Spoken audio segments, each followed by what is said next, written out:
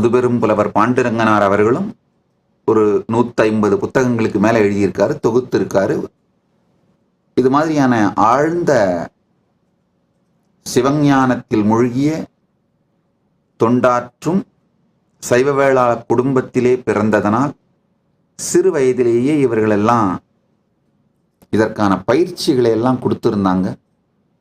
அவர்கள் அளித்த அந்த ஞானம் உலகத்துக்கு நிரந்தரமாக இருக்கணுன்றதுக்காக இந்த ஸ்பிரிச்சுவல் ஏஐயா டெவலப் பண்ணிட்டு இருக்கேன்.